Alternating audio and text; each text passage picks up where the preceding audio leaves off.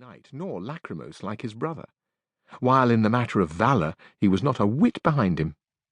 In short, he became so absorbed in his books that he spent his nights from sunset to sunrise and his days from dawn to dark poring over them,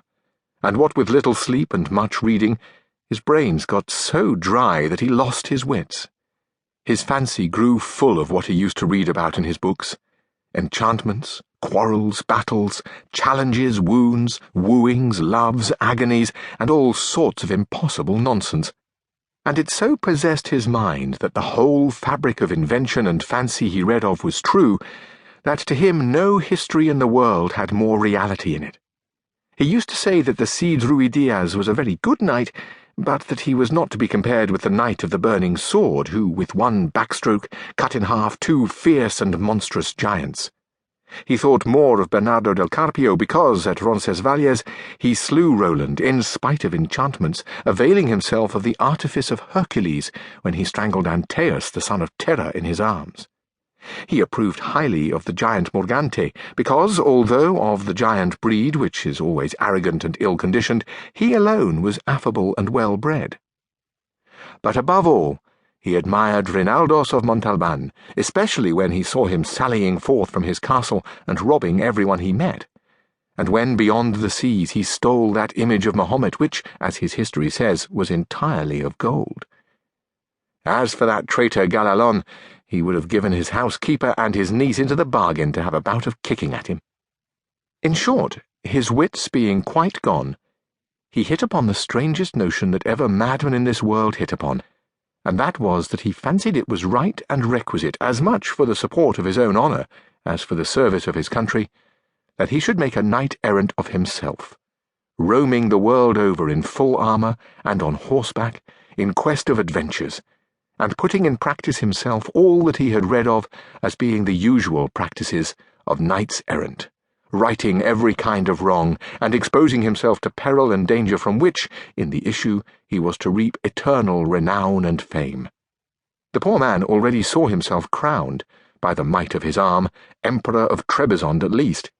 and so, led away by the intense enjoyment he found in these pleasant fancies, he set himself forthwith to put his scheme into execution. The first thing he did was to clean up some armour that had belonged to his great-grandfather, and had been for ages lying forgotten in a corner, eaten with rust and covered with mildew. He scoured and polished it as best he could, but he perceived one great defect in it, that it had no visor. It was nothing but a simple headpiece. This deficiency, however, his ingenuity supplied, for he contrived a kind of pasteboard visor which, fitted onto the headpiece, appeared to complete it. It is true that, in order to see if it was strong and fit to stand a cut, he drew his sword and gave it a couple of slashes, the first of which undid in an instant what had taken him a week to do. The ease with which he had knocked it to pieces disconcerted him somewhat, and to guard against that danger he set to work again, fixing bars of iron on the inside until he was satisfied with its strength, and then, not caring to try any more experiments with it, he passed it fit, and adopted it as a helmet of the most perfect construction. He next went to inspect his hack, which, despite being lean and bony with more blemishes than the steed of Gonela, that tantum pellis et ossa fuit, was only skin and bone, surpassed in his eyes the Bucephalus of Alexander or the Babieca of the Cid. 4 days were spent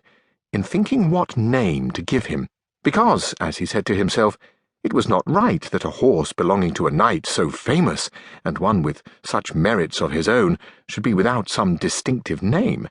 and he strove to adapt it so as to indicate what he had been before belonging to a knight-errant and what he then was. For it was only reasonable that, his master taking a new character, he should take a new name, and that it should be a distinguished and full-sounding one, befitting the new order and calling he was about to follow. And so, after having composed, struck out, rejected, added to, unmade, and remade a multitude of names out of his memory and fancy, he decided upon calling him Rocinante, a name, to his thinking, lofty, sonorous, and significant of his condition as a hack before he became what he now was, the first and foremost of all the hacks in the world.